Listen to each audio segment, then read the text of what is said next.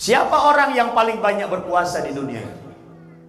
Tak lain baginda Nabi besar Muhammad sallallahu alaihi wasallam. Gak ada orang yang bisa mengalahkan keutamaan Rasulullah. Kalau kita bisa nahan lapar satu hari, ketahuilah Rasulullah itu pernah gak makan 7 hari. Satu saat Siti Fatimah diperintahkan suaminya Sayyidina Ali, "Wahai istriku Fatimah, coba engkau pergi ke rumah ayahmu. Barangkali beliau punya sesuatu yang bisa untuk dimakan oleh anak-anak kita, Hasan dan Sayyidina Husain radhiyallahu ta'ala anhu." Karena Sayyidina Ali memerintahkan ini, Siti Fatimah pun bergegas menuju rumah ayahnya yang mulia Rasulullah. Sampai di rumah Nabi, beliau ketuk pintu rumahnya, ucapkan salam, "Assalamualaikum." "Waalaikumsalam." Dijawab dengan penuh kasih sayang oleh Rasulullah. Bahwa putrinya datang, disambut, "Selamat datang hai putriku yang mulia." Sayangnya Nabi kepada anak. Karena dalam hadis Nabi katakan, khairukum li ahli wa ana khairukum li ahli. Sebaik-baiknya umat di antara kalian adalah umat yang sayang sama istri, sayang sama anak. Dan aku, kata Nabi, orang yang paling sayang terhadap istri dan anak-anakku. Begitu datang ditanya, "Apa hajatmu hai putriku?" "Wahai ayahku yang mulia, wahai ayahku Rasulullah, sebetulnya aku malu datang kepadamu.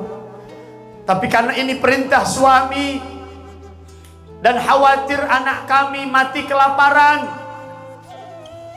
adakah makanan yang bisa kami pinta untuk putra-putra kami?" Rasul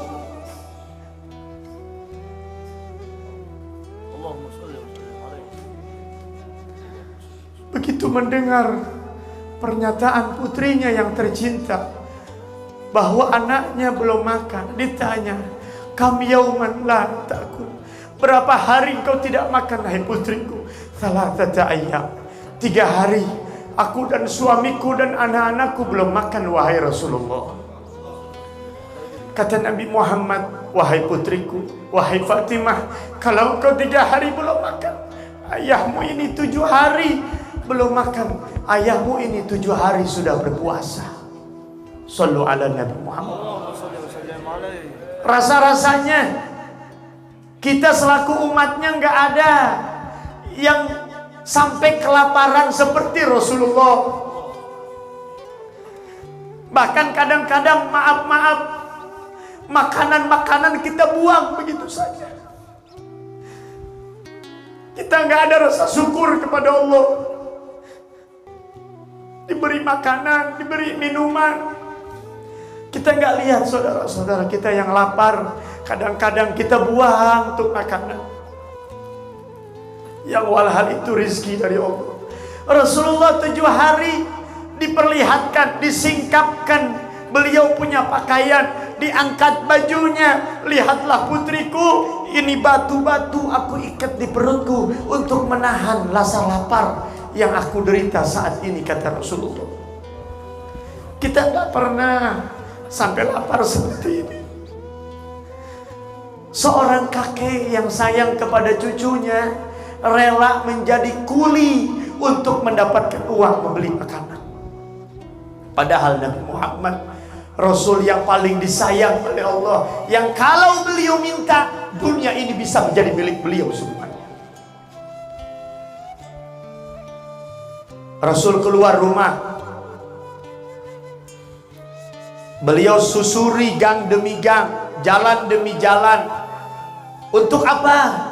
Untuk barangkali ada pekerjaan yang bisa dikerjakan oleh Rasul sehingga Nabi mendapatkan upah dari pekerjaan itu. Pada akhirnya Rasul ketemu orang Arab Badui.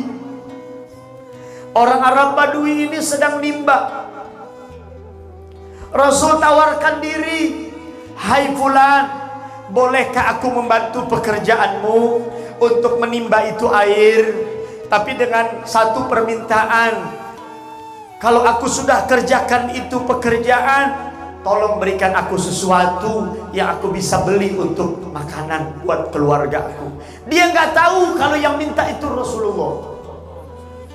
Kata Arab Badui ini, "Boleh kalau ente mau kerjakan satu kali kerekan timba air, aku bayar 3 butir kurma." Rasulullah kerjain itu, diturunin itu ember, ditimba airnya, diangkat, dibayar 3 butir kurma. Diturunkan lagi, ditarik lagi, dapat air 2 ember, disimpan, dibayar 3 butir kurma, jadi 6 butir kurma.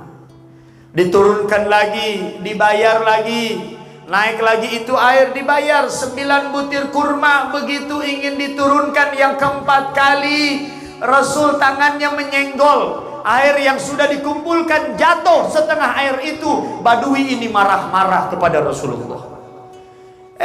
Ente gak bisa kerja, ini air udah dikumpulkan, lalu setelah itu aku bayar setiap kali kerekan 3 butir kurma, lalu engkau jatuhkan. Nabi diapain sama Arab Badui? Ditabok, saudara.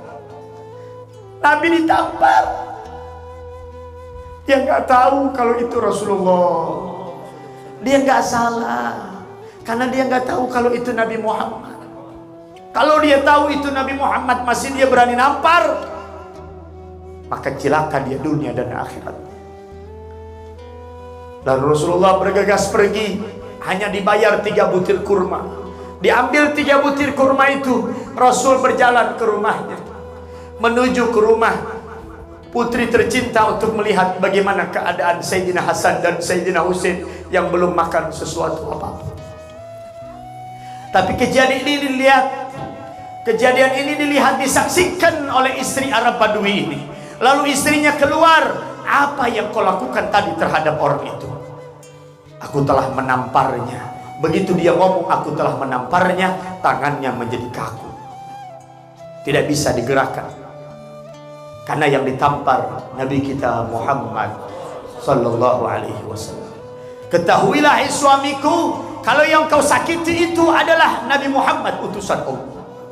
Dia menjerit, saking dia merasa salahnya, dia ambil pedang, lalu dia putuskan tangan yang telah menampar Nabi Muhammad. Diputuskan tangannya itu, putus, mengalir, mengucur darah itu.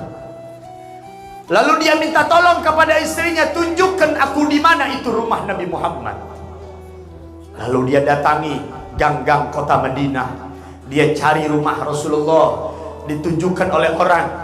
Ternyata yang ditunjuk itu adalah rumah Siti Fatimah. Siti Fatimah melihat orang ini menenteng tangannya yang putus bercucuran dengan darah. Lalu dia tanya, "Untuk apa engkau mencari ayahku?" "Aku ingin bertemu dengan Rasulullah." Ternyata Nabi Muhammad ada di masjid yang beliau sedang memangku kedua cucunya, Sayyidina Hasan, Sayyidina Husain. Beliau suapin itu cucunya dengan kurma yang beliau dapat.